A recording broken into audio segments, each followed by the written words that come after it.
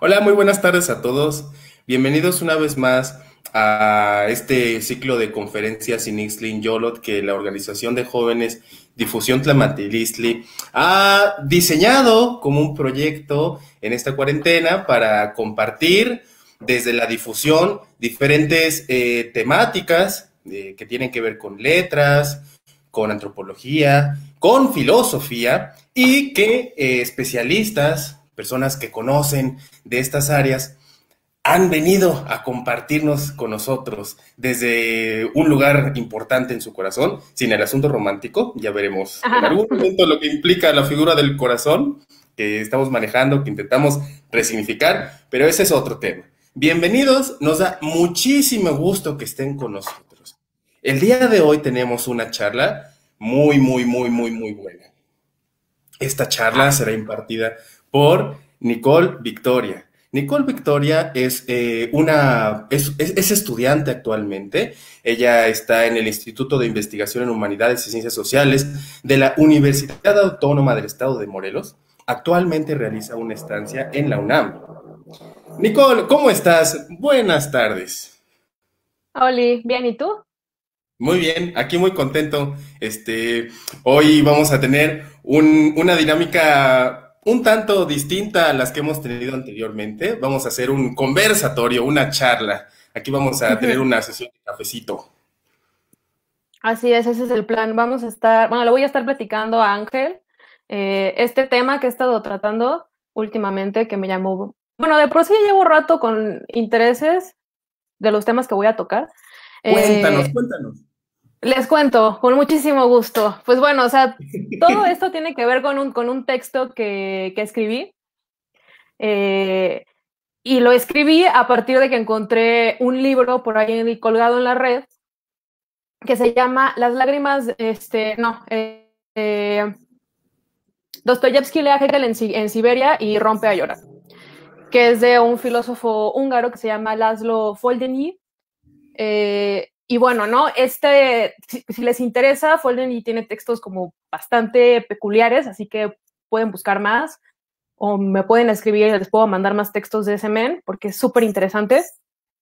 Y bueno, no, a partir de este texto que tiene un título bastante polémico, o sea, ¿cómo es posible que Dostoyevsky, este autor, este tan fundamental, llore, ¿no? O sea, derrame lágrimas a leer a Hegel, a un autor que también es como de wow, o sea, ¿qué pasó ahí? Y bueno, o sea, lo que voy a hacer es que les voy a narrar, a explicar, les voy a ir explicando el texto que tengo acá, y a partir de ahí Ángel va a realizar preguntas eh, para que no sea nada más una cabeza flotante en la red, o sea, yo nada más dando un seminario, así, hablando sola. No me gusta la soledad, empiezo a escuchar cosas en mi cabeza. Entonces, comienzo, ¿no? Perfectísimo. Entonces, les recordamos una vez más a las personas que están entrando en esta transmisión que tenemos la conferencia titulada Las lágrimas de Dostoyevsky a la luz de la teoría marxiana por Nicole Victoria. Entonces, Nicole, pues estamos listos para empezar esta sesión de difusión filosófica esta Ay, tarde del qué 12. profundo, qué tremendo. Antes que nada tengo que decir que estoy nerviosa porque me siento expuesta en el internet. El internet es raro. Así que si me trabo, no se burlen, ténganme paciencia. Y ya, voy a empezar. Muchas gracias. Tenemos toda la paciencia. Ay, muchas gracias, qué bueno, porque. También anuncio, no soy nada solemne, perdón, no me sale, así que pues, ahí irán viendo. Espero entiendan. Lo importante es que ustedes entiendan lo que les voy a explicar. En fin, Perfecto. comienzo. Adelante, por favor. La ponencia en cuestión, o sea, porque está hecho a modo de ponencia, pero quitémosle ese título por ahora, versa sobre el problema de la enajenación y el fetichismo en el modo de producción capitalista, aplicado al análisis de la experiencia que tuvo Fyodor Dostoyevsky durante su exilio en Siberia al leer las lecciones sobre la filosofía de la historia universal de Hegel. ¿Qué es lo que pasó por acá, no? O sea, eh, Dostoyevsky es condenado primero a los campos de trabajo en Siberia, porque andaba, no revoltoso, pero andaba con bandita que estaba publicando una revista en la que pues, sí no le hizo gracia al zar Nicolás. Entonces, se le manda al exilio a un campo de trabajo en Siberia y después tenía que cumplir, también parte de la sentencia era que sirviera en el ejército del imperio, de nueva cuenta en Siberia. Y es en esta casita en la que él estaba en un pueblito en Siberia, donde pues tenía un compita que se llamaba Alexander Yegorovich Wrangel, o Wrangel, no sé la verdad, no. Y ya, ¿no? Su compita se llevaba muy bien con él, o sea, le tenía mucha estima al Alexander. Entonces le pide así de, oye, men, ¿me puedes, porfa, salió este libro de las lecciones sobre la historia universal de Hegel y me interesa? Y ya, ¿no? Su compita se lo da, le da al fiscal del área, Alexander, y pues ya por eso llega a las manos de Dostoyevsky, estando en el exilio, este ejemplar del libro de Hegel, ¿verdad? Y ya. Y ya es ahí donde Laszlo Foldenyi se sirve para narrar esta experiencia. No es lo que me gusta. O sea, ¿cómo es que podemos utilizar algo tan duro como la filosofía, como la teoría marxiana, para explicar o comprender cuestiones de la misma existencia humana, ¿no? Algo como la lectura de un libro, ¿sí? O sea, cómo es la experiencia subjetiva de Dostoyevsky desde su existencia de un libro. O sea, ¿puede la teoría marxiana servirnos para darle luz a esto? Esto es algo que como una de mis premisas, que es lo que me interesa. Entonces, es mediante esta narración que hace Foldenyi de la experiencia de Dostoyevsky, que es para hacer una reflexión sobre la historia y la existencia, porque al final, no sé si han leído ustedes a Hegel, pero forzosamente te atraviesa mucho las cosas que llega a decir. Ahora imagínense en ese momento en el que Hegel todavía, ahorita pues como que lo vemos así como de, ay, men, oscuro y raro, y es el fundamento de todo lo malo en el mundo. Generalmente ya no se lee tanto a Hegel, pero imagínense en el momento en el que era como así, el filósofo del momento, o sea, todos querían ser hegelianos. Entonces, pues que un europeo leyera esto desde el exilio, claro que nos da muchísimas pautas para jugar, ¿no? Para pensar. A mí me gusta, para mí pensar es jugar. Entonces, no sé si hasta ahora tengas alguna pregunta. Mi pregunta es, habemos muchas personas que de repente, pues bueno, no tenemos ese bagaje filosófico que algunos tienen. Entonces, como es un espacio de difusión, sería como muy interesante, de manera así lo más breve posible, como contextualizar la cuestión de la teoría marxiana, ¿no? Para que, con la idea de que bueno, la gente tenga elementos ahí. Ajá. Pues bueno, cuando me refiero, cuando digo teoría marxiana, dado que el pensamiento de Marx es tan rico y nos permite desontologizar tanto, es una herramienta, ¿no? Por lo tanto, el que termine en un ismo, o sea, el marxismo, como que digamos que lo cierra a conceptos fijos, cuando nada está dado para la teoría marxiana y por lo tanto fijarla sería como contramarxiano, fijarla. Por lo tanto, se le llama, para algunos teóricos del valor actuales, se le denomina así, teoría marxiana. Eso, a eso se refiere, o sea, nos estamos refiriendo a varias ideas que provienen del pensamiento de Marx y que han sido trabajadas por muchos Perfecto. otros autores. Muchas gracias. Sí. Gracias.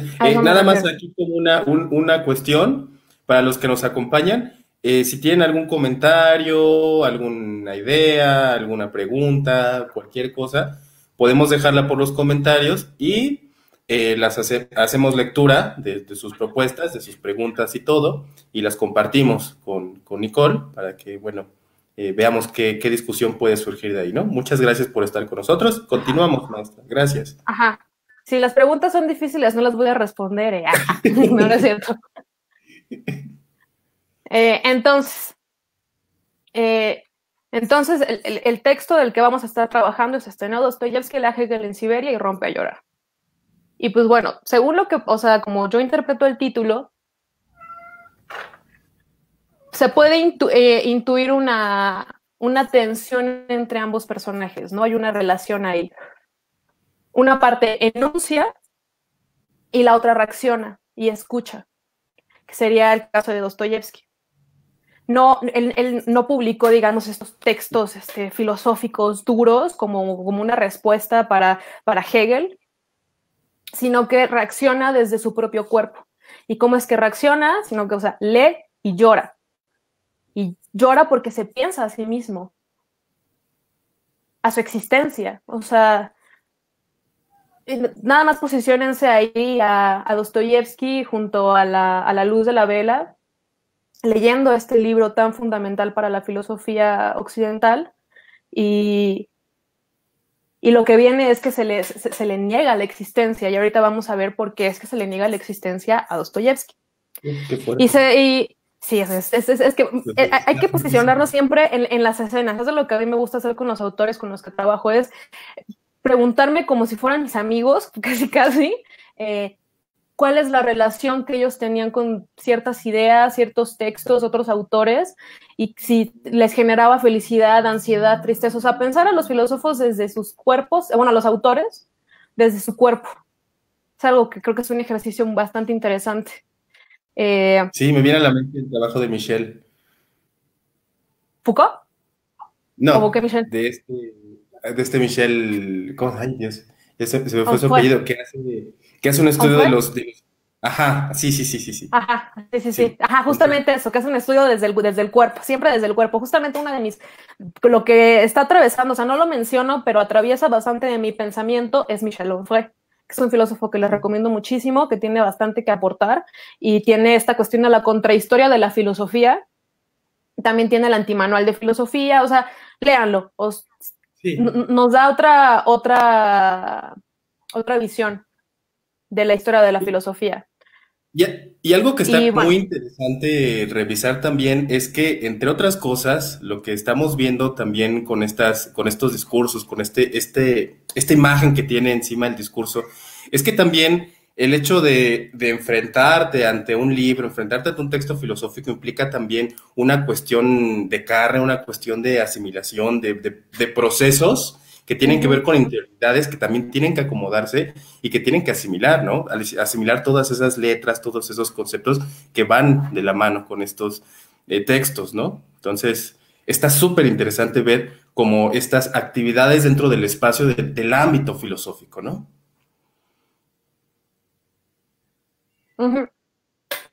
sí, sí, sí. Ay, tengo algo pegado en mi taza. Y bueno, continúo. Entonces, pensemos, ¿cuál es la razón que el hecho de derramar lágrimas sobre las páginas a Dostoyevsky? De acuerdo con lo asegurado por el autor de la Fenomenología del Espíritu, el mundo al que Dostoyevsky fue condenado no participa de la historia, pues en sus lecciones, al dar inicio con la explicación sobre Asia, señala, y aquí hay una cita de Hegel: primero, hemos de dejar de lado la vertiente norte, Siberia. Se halla fuera del ámbito de nuestro estudio. Las características del país no le permiten ser un escenario para la cultura histórica ni crear una forma propia de la historia universal. ¿Okay? Entonces, Siberia no participa de este despliegue del espíritu absoluto que se desarrolla a través de la historia y que o sea, ahí en Siberia no pasa. O sea, lo dejó fuera. Es básicamente como el apéndice del cuerpo, o sea, que no tiene ningún tipo de función, que está ahí pero no sirve para nada. Si es el apéndice, ¿verdad? El que te extrae porque no sirve para nada, ¿sí, verdad? Sí. Sí. Bueno, eso dice, ¿no? Actualmente. Ajá, que Que no no tiene sirve. ningún tipo de función. O sea, yo una vez le pregunté a la doctora Zaida eso, o sea, que si todo Desde participa de Darwin. la razón, todo, o Ah, sea, entonces, ¿cuál es la explicación hegeliana para el apéndice si no tiene ningún tipo de función en el cuerpo humano, ¿no? Y no me puedo responder. Así que, sí, por favor, está muy doctora cañón. Zaida, voy a molestar a Hegel, doctora Zaida, espero no se enoje. Sabe que lo quiero mucho. También como disclaimer, tengo que decir que me encanta Hegel, así que esto es algo problemático porque, porque lo quiero mucho, pero al mismo tiempo pues, es como de, Hegel es un pillín, ¿no? O sea, cometió una serie de arbitrariedades, pero la dialéctica a mí me encanta, así que, ya saben, ¿no? O sea, para que vean que esto no es como que esté ensañada con que, ay, maldito Hegel, no, o sea, es como de, Hegel pillín. Y continúo. Bueno, después de esta cita, lo que podemos concluir es que el espíritu no llegará nunca a esas tierras tan inhóspitas y por lo tanto sus habitantes, como Dostoyevsky también, están privados de la esperanza de ser salvados. A los pobladores de la afuera se les ha arrojado a la no existencia, a la fulminante nada desontologizada. Son un aquí, o sea, que carecen de ser, a eso me refiero con desontologizado. Son un aquí y ahora desnudo, que no alimenta el progreso de la civilización. Su sufrimiento resulta irrelevante para el gran proyecto de la historia universal. En este escenario fue este escenario, al que le permitió a Dostoyevsky pensarse en el afuera, bajo su condición de paria, de sujeto excluido, al que le fue enajenada la participación en la configuración de la socialidad y de la historia universal. ¿Ok? Entonces, dado que está negado de participar del espíritu, entonces lo que se está diciendo es que él carece de un ser histórico. Ajá. Él no va a sumar nada. O sea, este sujeto, en su sufrimiento, que no participa de la historia universal, o sea, está, digamos, huérfano.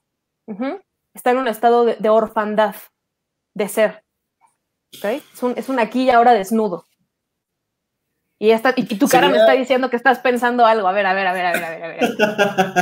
Bueno, sí. Esta parte de no formar en esta cuestión histórica colectiva, ¿implicaría, por ejemplo, pensarnos a nosotros como individuos que no están ni aquí ni allá? ¿O cuáles serían las condiciones para poder decir que efectivamente se cumple este tipo de papel? Perdón, es que mi hermana me está poniendo un peluche de hámster en la ventana para distraerme. A ver, tu pregunta es si... ¡Cállate! Perdón, güey, qué pena, pero le está pegando a la ventana con un hámster de peluche. Creo que estamos ¡Ya cállate, Michelle! Perdóname. Perdón, yo sé que esto es un sitio serio. Yo sé que esto es un espacio serio de difusión filosófica y lo estoy rompiendo con mi tonta hermana. No pasa nada. A ver, entonces, tu pregunta va encaminada a cómo saber que sí somos este sujeto paria, o sea, cómo saber si somos como Dostoyevsky. Sí. ¿Cuáles serían las condiciones para efectivamente decir que somos estos sujetos parias? Esto estaría bastante complicado. Pero creo que, dado que estamos bajo una condición, o sea, nosotros no estamos haciendo esa historia grande y gigante con la que, o sea, no tenemos un nombre propio, o sea, Ángel Macías, Nicole Victoria, no somos los grandes académicos que estarían haciendo la historia, o sea, somos tú y yo, solamente unos jóvenes de escuela pública, bueno, así es como me vería yo, porque, chale, o sea, pensarme como sujeto de exclusión, pues sí, al final también porque soy mujer, socializada como mujer, pero también cambiaría porque soy blanca. O sea, hay varias condiciones que creo que van silenciando la voz histórica de un sujeto, ¿no? Por ejemplo, en el caso de una mujer indígena que no habla español, pues ahí estaría más y más silenciada su voz. En nuestro caso, dado que tuvimos, o sea, que hablamos español, que sí estamos socializados como blancos, o sea, que tenemos como condiciones ahí y estamos en el espacio de la universidad también, y además con acceso a internet, como que participaríamos un poquito más, pero creo que en términos hegelianos, creo que este espíritu que nos haría participar de la historia universal como que no es algo tan dado. O sea, no es como que puedas decir, este sujeto es el único que participa de la historia si la hace. O sea, como que por momentos creo que nos jugamos y estamos en la condición de privilegio de ser sujeto histórico, así como muchas veces no. ¿Ja? Okay. No sé si respondo a tu pregunta. Sí, está clarísimo. Creo que nos queda claro a todos. Si no, bueno, está en los comentarios. Yo creo que se entiende, ¿no? Ok, si no entienden, pregunten. O sea, yo aquí tengo abierto el chat. Creo que, digo, las preguntas, creo que no han preguntado nada. Que bueno, ya saben, les repito a los que acaban de entrar a la transmisión, si me preguntan cosas difíciles no voy a contestar. Porque qué miedo equivocarme. Ay, ¿no? No, y a veces creen que los filósofos o los estudiantes de filosofía lo saben todo, pero bueno, No, yo, explícanos. o sea, soy la menos apta. La verdad es que no me tomen en serio nada de lo que diga, de preferencia, porque si yo no me tomo en serio, mejor ustedes tampoco, no cometan ese error. Excelente. Son Y criterios que bueno, todos deberíamos de tener. que todos deberíamos de tener, tomarnos Así es. menos en serio. Así que esta no es la palabra hegemónica, solamente soy una persona que está jugando con ideas que le llaman la atención. Ya acabé de justificarme. Excelente, perfecto. Y bueno, ¿no? Regresamos a este texto. Me gusta imaginarme mucho a la historia universal, a esta historiota, esta historia con H, a la que estamos acostumbrados, porque pues al final, o sea, yo sé que los historiadores, la historiografía contemporánea sí ya ha roto con Hegel, ¿no? En términos de cómo se hace, cómo pensar la historia. Pero no hay que olvidar que al final, en la vida cotidiana, veamos en México, en los libros de texto, hay una forma en la que se narra la historia, que básicamente termina siendo como un relato grandote, ¿no? Que parece ser racional, progresista, que siempre vamos hacia el mejor de los mundos posibles, y pues eso lo vemos en los libros de historia. Yo recuerdo mucho mis libros de texto, que la verdad es que no han cambiado mucho, que digamos, así que cuando hablo de historia también estoy pensando en cómo la gente cotidiana la piensa, o sea, porque me puede decir cualquier historiador porque si hay algún historiador que está escuchando esto, me podrían decir como de, no, pero la historiografía, ya no piensa así, la historia así, güey, sí, yo entiendo, pero la people común sigue pensando que hay un progreso en la historia, ¿no? O sea, Y hay una historia. que incluso que es racional, o sea, que hay una historia incluso, ¿no? Qué fuerte. Así que más bien lo que me interesa es problematizar la historia desde lo cotidiano. O sea, cómo es que la gente lo percibe desde lo cotidiano, y cómo es que el sujeto de a pie puede romper con esa idea que tiene de historia, sin ser un académico muy acá. Entonces, aquellos que no sean pasajeros del tren de la historia, o sea, de este continuum que avanza siempre hacia lo mejor, según dicen, esas personas que no sean pasajeros del tren de la historia, que es para unos privilegiados, serán arrollados por el indetenible progreso. Si tú no participas, el progreso te va a agarrar, güey. O sea, piénsalo, por ejemplo, tú que tratas bastante cosmovisiones prehispánicas, cómo es que si no te adecuaste, eres negado, güey. O sea, incluso hoy día lo indígena es negado una y otra vez. Sí, es un tema fuertísimo porque no solamente estamos hablando de una negación que parte de un espacio, vamos a decirlo, más adecuado en torno al progreso, ¿no?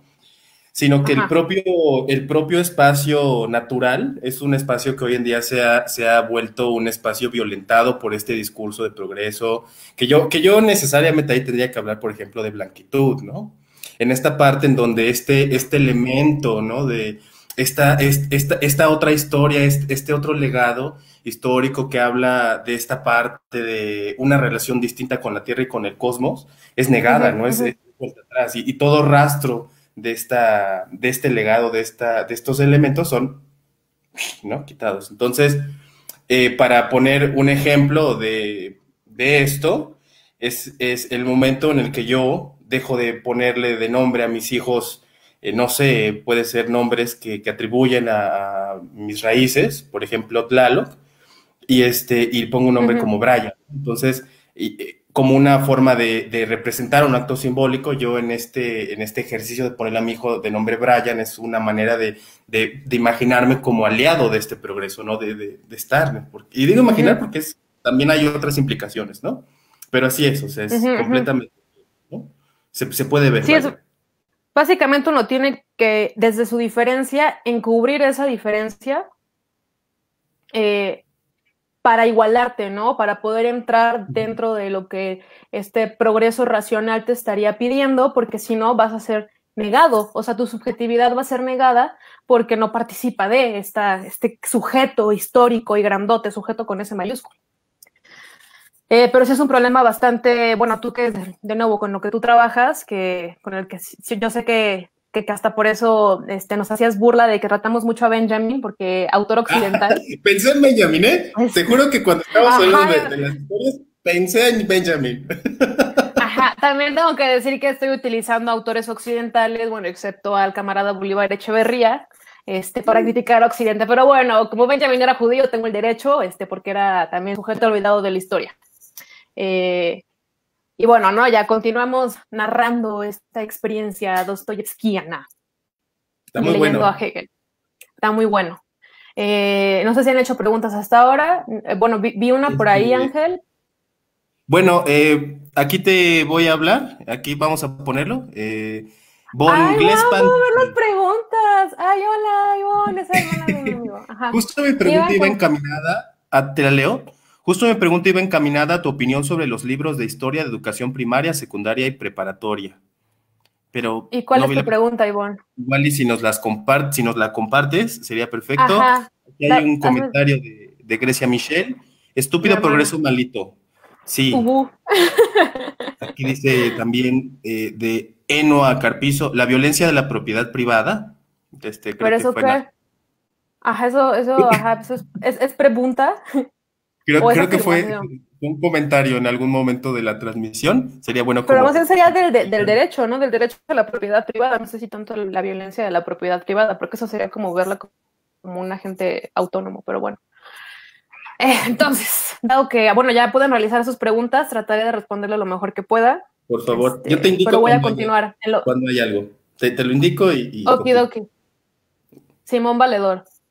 Entonces, si es que se tenía, bueno, regresamos a esta figura del tren del progreso, ¿no? O sea, quienes que estén dentro están, privilegio, beneficio, qué chingón, y los que no están dentro del tren van a ser arrollados. O incluso si tenías el boleto para participar de la historia, digamos, como en el caso de Benjamin, que pues, al final era un europeo, pero, pero dado que él no pensaba como esta hegemonía europea, sino que era un sujeto bastante extraño, traicionando los principios esenciales de la marcha del progreso, fue arrojado fuera de él, ¿no? No por nada al final se queda solo huyendo debido a su condición de judío y se termina suicidando, ¿no? En la frontera con España y Francia.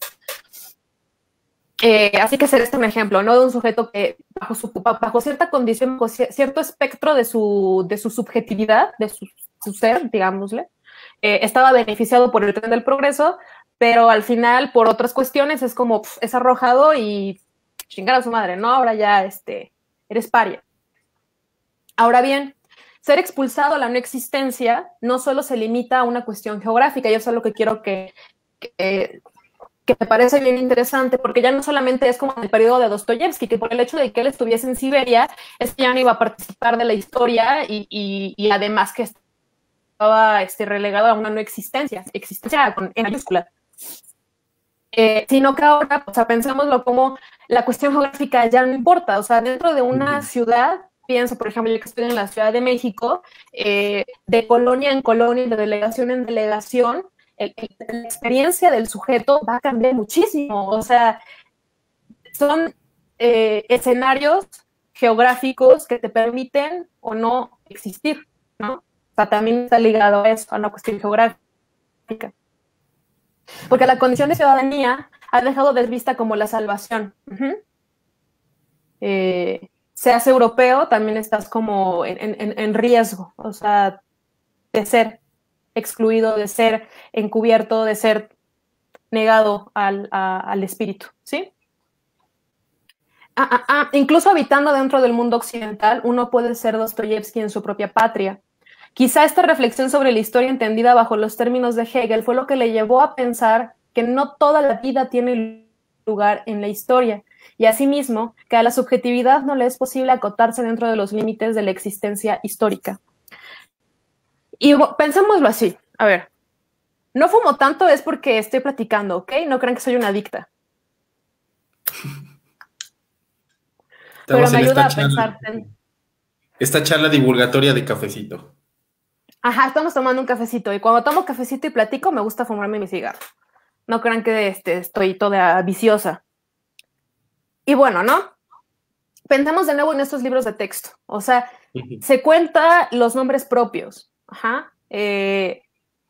Personajes que siempre son como estos héroes indiscutibles, sin ningún, como que todo lo tienen muy en claro. Ajá, como que no hay como esta lucha dentro de ellos mismos, este sufrimiento, o sea, ni siquiera a los héroes se les da el permiso de sufrir. Ahora imagínense a los sujetos excluidos de la historia, no pensar, no sé, a Da Vinci, sino al asistente de ese men, o no pensar a Miguel Ángel haciendo una escultura, sino pensar a la banda que trajo el mármol. Ellos no cuentan para la historia, ellos no tienen historia. Igual, me voy más atrás, en el caso de los romanos lo que tenemos es siempre los nombres propios del César, es un nombre propio, pero chale, o sea, al final era un sistema que se sostenía por la esclavitud y los esclavos eran puestos en unas construcciones en los que estaban apilados unos sobre otros. Esos sujetos, ¿quién los piensa? O sea, porque existieron. La historia existe, o sea, bueno, lo que conocemos, el mundo que tenemos existe porque hubieron personas que lo construyeron y esas personas que lo construyeron no sabemos quién chingados eran. Y es algo como, no sé, cuando lo pienso, me duele muchísimo porque al final eran humanos de los que nunca vamos a saber porque no hay nada escrito sobre ellos, porque ni sabían escribir. Y... Ahí está el ángel de Benjamin. Ajá, como el ángel de la historia de Benjamin. Exacto, así es, exactito. Qué bueno que lo hiciste. Quizá esta reflexión sobre la historia entendida bajo ignorándote así de, por favor, no arruines mi transmisión, le resta seriedad. Ay, no es cierto. A ver, ya no sé dónde me quedé. Estoy buscando dónde me quedé. Ajá. Entonces, esta dura concreción de nuestra existencia, o sea, imagínense ustedes en su dolor. Incluso si ustedes hacen o sea, si alguien, como cuando haces la semblanza, ¿no? Ahorita que me preguntabas antes de iniciar esta charla, ¿quieres que dé tu semblanza? Y vas a contar lo mejor de mí, ¿no? O sea, eso es lo que va a quedar. Nicole hizo esto y lo otro, y estudió en no sé dónde, ya fue al coloquio de su puta edad. Pero yo no te puedo hablar de mi dolor, ¿no? Como sujeto, que es lo que a mí me va como a caracterizar más, de mis miedos o lo que me hace feliz o demás. Pues eso, no vas al coloquio y dices, el doctor Dussel le gusta mucho, o sea, no, o sea, o lloró ayer, no cuentas esas cosas. No tienen relevancia social, digamos. ¿Ja? No es relevante en términos sociales el dolor del sujeto o su experiencia de vida más concreta. ¿Ja? Y digo concreto en el sentido de esas sensaciones físicas que uno tiene cuando está feliz, cuando está asustado, cuando está triste, o sea, porque hay algo físico, algo concreto en el cuerpo que te está hablando.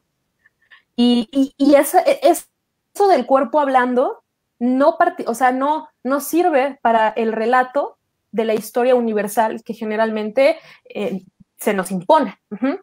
No nos van a hablar sobre la frustración o la tristeza o si tuvo indigestión Zapata. Nos van a hablar de él como el gran héroe que nunca dudó y la fregada. O sea, no se hace una reflexión en la forma hegemónica en la que se narra la historia sobre el cuerpo mismo del sujeto histórico. ¿Ah? Porque no necesitan de eso. No se hace una reflexión de esta historia que se impone y además que se defiende, ¿no?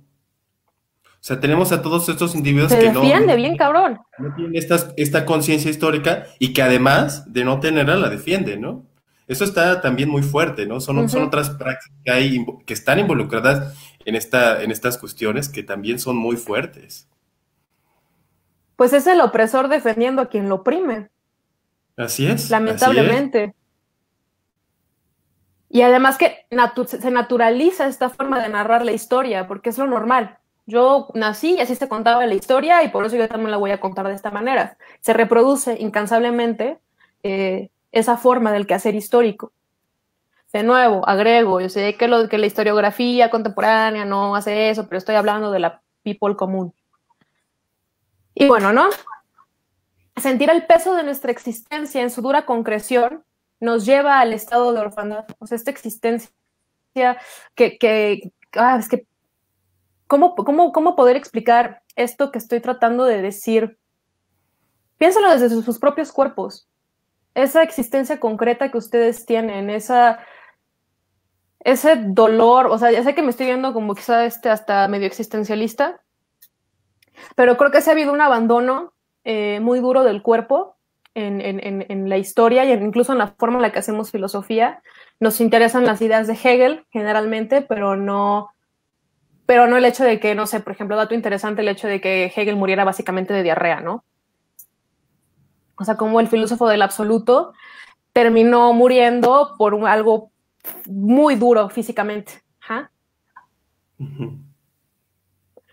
Entonces, así piénsense en estas pasiones del alma. Ay.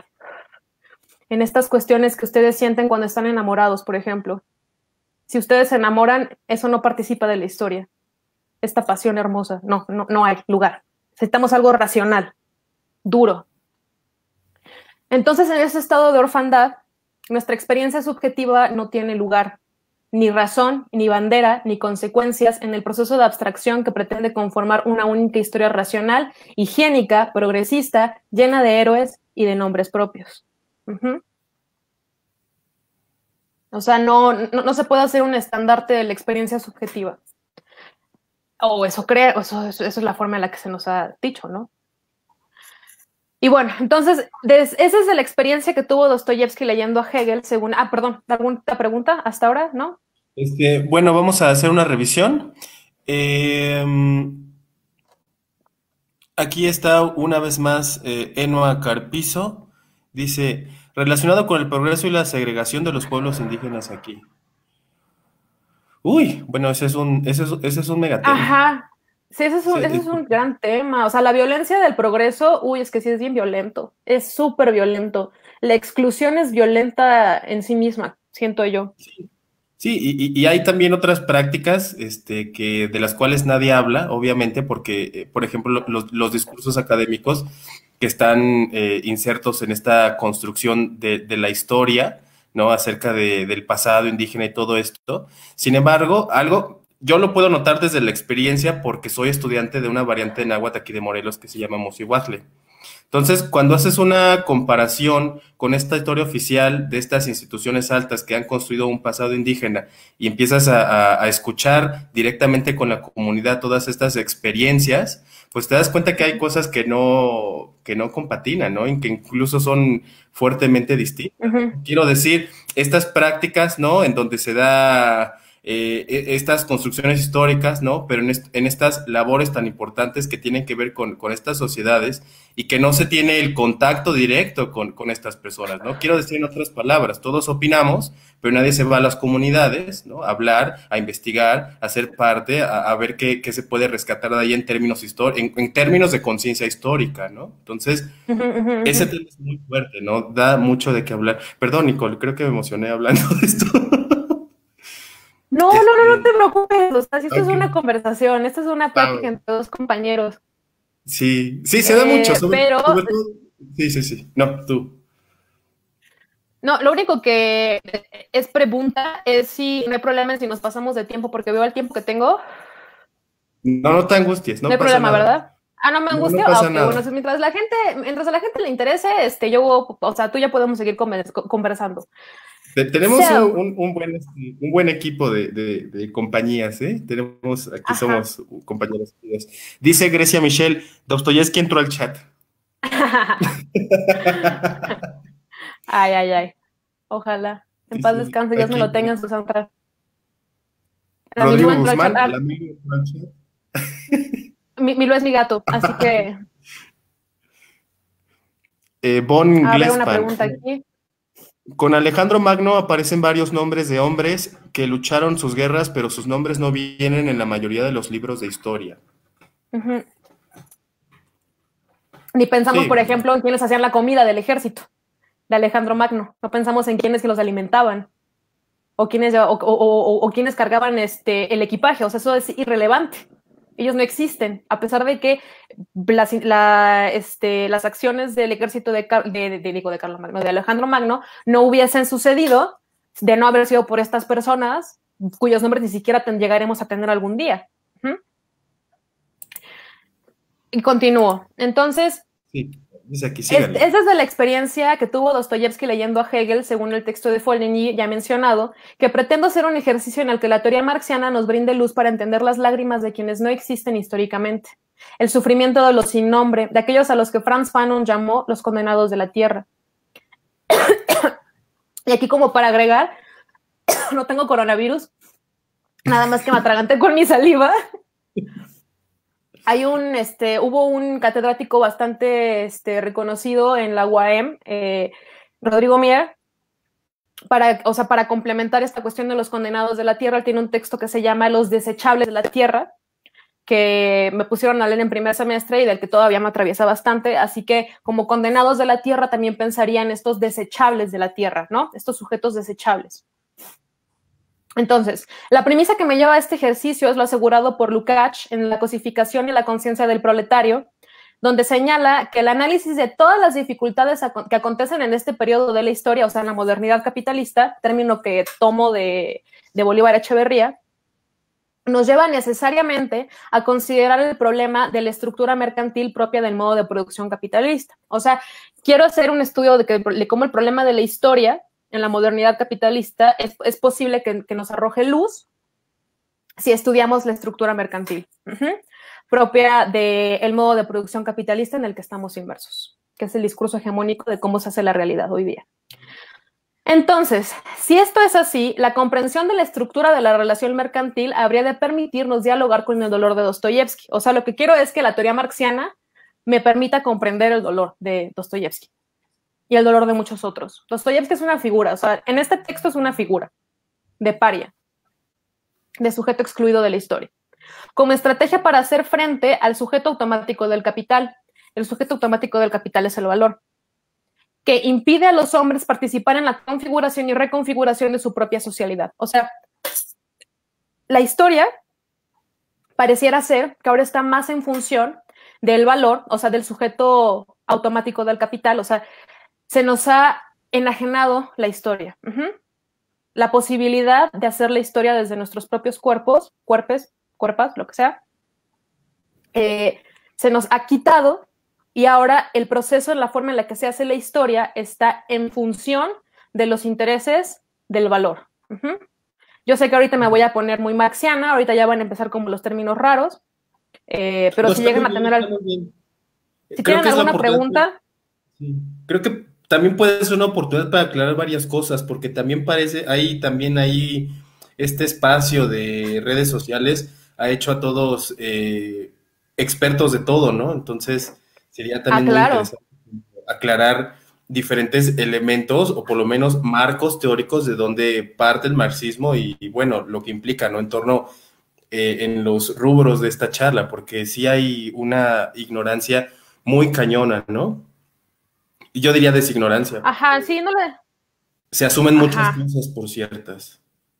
Se asumen muchas cosas. Yo también las asumía. La verdad es que Marx es un autor al que llevo unos cuantos años trabajando, porque a mí me chocaba Marx. Tenía muchos problemas porque lo estaba entendiendo mal, la verdad. O sea, ni siquiera me había dado la oportunidad de leerlo a profundidad. Y yo decía, no, Marx justifica todo lo que odio. Soy anarquista. Pero creo que la teoría marxiana lo que nos da son herramientas. Para mí, mis autores son herramientas y la teoría marxiana es algo que me permite pensar cosas.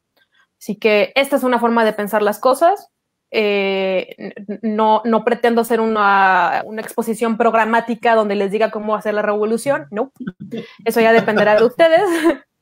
Pero bueno, esas son como herramientas de reflexión del problema de la subjetividad, que creo que es algo que está bastante abandonado para varias lecturas, incluso de los propios marxistas de corte más reaccionario, en el que ven más bien como de no, hay que fijarnos como en una economía muy dura y científica, pero como que el problema de la subjetividad no se desarrolla mucho, que digamos hasta hace poco se empezó a desarrollar, que creo que, o sea, digamos la parte filosófica de Marx, que se da con estos conceptos de fetichismo y enajenación.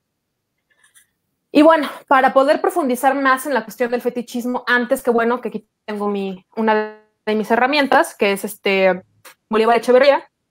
Y aquí, para que comprendan a qué me refiero con fetichismo, voy a hacer una cita un poco larga. Los objetos mercantiles propios de la vida social moderna, incluido el objeto fuerza de trabajo que reside en la persona humana, pueden ser descritos como fetiches, dice Marx, porque de igual manera que los instrumentos mágicos de la técnica arcaica poseen un doble estrato de presencia, objetividad o vigencia social.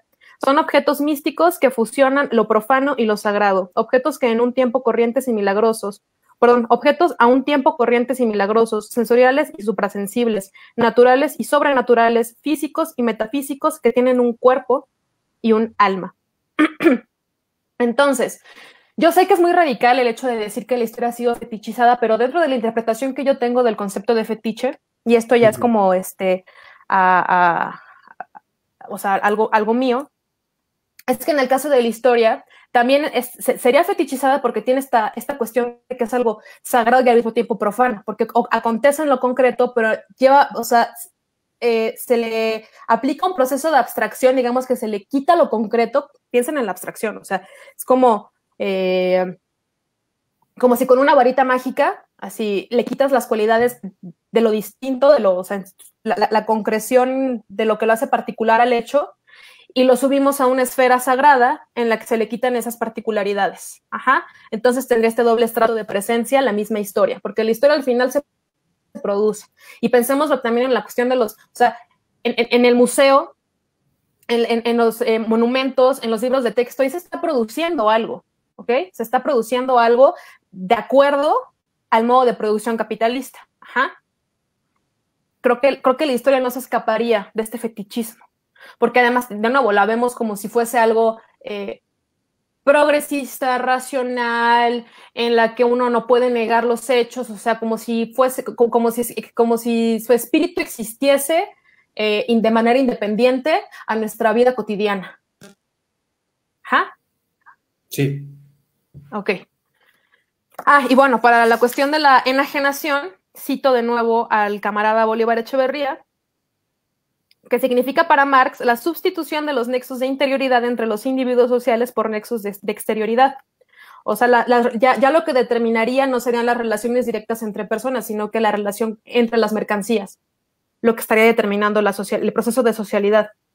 En la medida en que sus relaciones son el reflejo de la socialidad cósica que impera en el mundo de los fetiches mercantiles, los individuos sociales no viven un hacerse recíproco, un actuar directamente los unos sobre los otros, o sea, de nuevo esta relación entre dos subjetividades, sino que todos ellos viven un ser hechos, o sea, a mí me estaría conformando el proceso de mercantificación, o sea, mi subjetividad estaría dada por eso, o sea, yo como Nicole.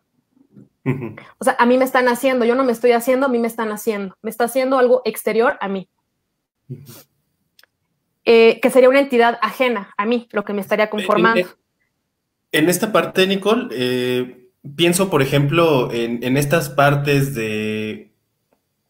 actualmente en estos comerciales que somos invadidos por una cantidad impresionante de publicidad todos los días, en el momento, ¿no? En esta parte si compras esto, entonces eres cool, ¿no? Si compras esto, entonces eres joven, ¿no? Entonces, podría ser desde estos ejemplos esta parte en donde nos van construyendo, ¿no? O sea, es...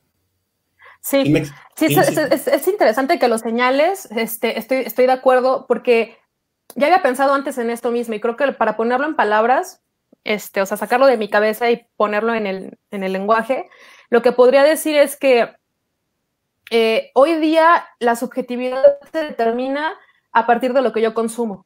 Ajá.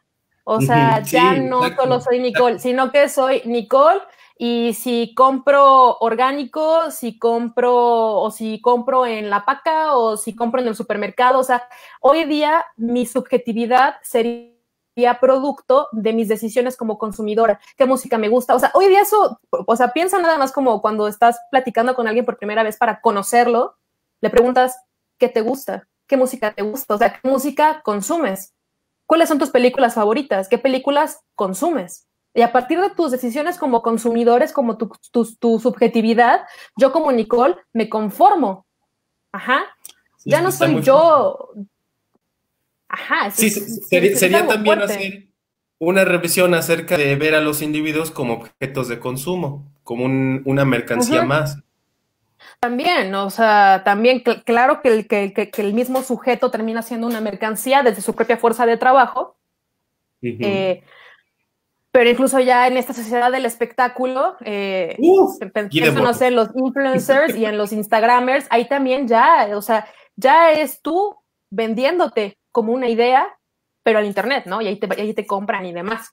O sea, ya, o sea, digamos que el sujeto siempre está como en peligro constantemente, pero creo que el sujeto al mismo tiempo resiste.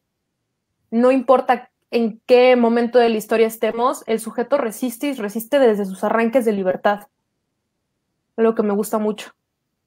Y bueno, no continúo. No sé si hay alguna pregunta hasta ahora. Aquí hay un comentario de Von Glespan. Dice, pensar en cuanto te dicen, tienes que pasar a a las historias. Está cañón. Actualmente tienes que tener los medios y mucha de suerte. Casi se considera que tu nombre aparezca en el libro de historia de texto gratuito. Ajá. Básicamente tu huella histórica estaría ahí, güey. O sea, trascendiste como sujeto histórico si estás en Wikipedia ahora, ¿no? Ya no pienso tanto en los Y libros de texto, sino que el sujeto histórico estaría en Wikipedia. qué fuerte que se empiecen a construir estos términos en torno a que la trascendencia solamente se mide de esa manera, ¿no? Entonces, En cómo me la puedo parte que narrar. sería, la parte que sería rescatable o que creo yo que es algo clave para acercarnos a tu conferencia, a tu trabajo de investigación que tienes, es que hay otras vías de trascendencia, ¿no? Y son Ujú, vías que tienen que ver con esta cotidianidad de que tengo diarrea, de que me molesta, de que ujú, soy una entidad que también tiene otros elementos que están ahí funcionando y que están presentes en todo momento y además que no es exclusivo de alguien, ¿no? Sino que todos lo ujú. compartimos. Exactamente, exactamente. Entonces Aquí rápidamente continúo. tenemos otro Ujú. comentario. Si lo abordamos después continuamos, ¿está bien? Tú Perfecto. dale, tú dale. De Diego Atl. El proceso histórico de la frontera y la patria, la propiedad privada, la exaltación de su defensa y ha hecho que se viva al límite de manera constante. Sí. Sí, o sea, Siempre que se vuelva a conformar el centro, los periféricos van a estar otra vez produciéndose y produciendo estas subjetividades desubjetivantes, digamos, sí. Y en esta desubjetivadas. parte, por ejemplo, de vivir al límite en términos carnales, en términos de Nacayot, es hablar, por ejemplo, de cómo es que implica que tú seas un objeto de mercancía en tiempo de coronavirus. O sea, de estar en una Güey. pantalla, que poner todas tus funciones desde una pantalla es desgastante, o sea, y llevas al límite muchas funciones. O sea, no sé si ustedes lo han experimentado, pero cuando estás teniendo una plática, una clase, una charla virtualmente, hay muchas funciones ahí cognitivas que están funcionando y terminas exhausto. O sea, es llevar al límite todas estas cosas, claro que sí. Yo ya estoy cansada, por ejemplo, y no voy ni a la mitad. Pero bueno, voy a tratar de continuar para que sigan viniendo más preguntas, porque esto, es que la cuestión ya de la teoría marxiana, o sea, como me pone a pensar mucho, la verdad es que yo cuando pienso me da sueño, como que me cansa, así que voy a intentar continuar. En ese Gracias. sentido, el análisis del valor en Marx nos serviría de herramienta con el objetivo de develar el poder y la violencia que se ejercen sobre nosotros. Su automatización la ha hecho ajeno a las relaciones sociales que lo produjeron, y no solo eso, sino que los vínculos se encuentran mediados por el intercambio de mercancías. De nuevo, yo ya no me relaciono con los demás individuos, sino que siempre está ahí la relación entre las mercancías como lo preponderante, lo determinante. Al estudiar las contradicciones del discurso dominante, Marx desenmascaró, y aquí estoy utilizando las palabras de una profesora mía que se llama Diana Fuentes, la doctora Diana Fuentes, que es profesora de la UNAM, una mujer brillante, o sea, es increíble, doctora, ya sé que no va a ver esto, pero la quiero mucho y la quiero ver triunfar. Entonces, ella la cito aquí de una clase, ¿no? El modo de vida burgués, o sea, Marx desenmascaró el modo de vida burgués en su desarrollo y su capacidad de articular de forma total las diversas manifestaciones y fenómenos de la vida social. Entonces, el aporte de Marx consistió en eso, que ahora podemos darnos cuenta de cómo las diversas manifestaciones y fenómenos de la vida social están articulados dentro del desarrollo del modo de producción capitalista. O sea, lo que yo veo en el mundo es producto de eso. Esa es la forma en la que mi realidad actual se está produciendo. Y aquí ya cierro la cita de la doctora Diana. El encubrimiento de la relación social concreta, o sea, de los sujetos relacionándose como así directamente, mediante la cual organizamos la forma económica de la sociedad y producimos nuestro mundo, permite que las relaciones mercantiles mantengan una forma imaginaria. O sea, ¿qué es lo que generalmente nos pasa? Que creemos que el mercado neta es independiente a nosotros como sujetos. O sea, es algo, incluso cuando decimos el peso cayó o la bolsa de valores le pasó tal, hablamos de ellos como un sujeto. Sí, pasa en todo momento, pasa todos los días, o sea, y está todos los días. Pero no es que el peso haya caído por él mismo, o sea, no es una cosa autónoma, o sea, él no tiene patas. Es a partir de las relaciones sociales de producción, o sea, sociales, que el modo de producción capitalista va estructurando la realidad, porque además es una realidad que no está dada, sino que se va estructurando todo el tiempo. ¿Qué es lo que nos ha demostrado el modo de producción capitalista? Sino que básicamente se mantiene mediante ensayo y error. O sea, ni siquiera ellos tienen las respuestas para lo que están haciendo, pero es una tendencia estructurante. O sea, cae, se recupera y vuelve con más fuerza. O sea, es una cosa que se adapta, que se mueve, no está dado. Incluso eso no está dado. Cambia todo el tiempo y por eso es tan peligroso. Por eso es un monstruo, pero bueno, esto lo voy a desarrollar posteriormente. Es tu mejor amigo y tú, porque si no fuese por él, no tendría esta laptop y tú y yo no estaríamos, o sea, esto es producto de esas relaciones, pero no hay que olvidar eso, que hay una relación social que lo está permitiendo. Que lo está creando, no es un agente externo autónomo, pero, o sea, lo que hacemos es que lo vemos como algo fantasmagórico, cuya continuidad depende de sí mismo, pero ya lo vimos en este caso, por ejemplo, en la pandemia, pongámoslo en el lenguaje de la pandemia, cómo es que o sea, el mundo se cae si no es por los trabajadores, no por los empresarios valen madre. Lo que conforma la realidad como la conocemos son los trabajadores, o sea, esas subjetividades son lo que estarían conformando el mundo, pero se nos olvida y creemos que el sistema funciona de manera autónoma y que continúa por sí mismo. Es como de, no, papacito, o sea, alguien tiene que estar apretando el botón, incluso si nada más es una manita en la fábrica que está apretando el botón y todo lo demás es automático, como en el caso de una fábrica, aún así hay algo ahí social. Y continúa, ¿no? Entonces lo que yo propongo es que hay que levantar el velo y retirar la máscara. En un primer momento de la automatización del proceso productivo, los objetos del trabajo son percibidos como algo extraño, ¿no? O sea, en este primer momento del modo, que ese se le llamaría la subsunción formal del trabajo al capital, que está en el capítulo 6 inédito del Capital, de Marx. No voy a profundizar tanto porque es un tema bastante complicado, así que haremos uso libre de los conceptos marxianos para ir avanzando.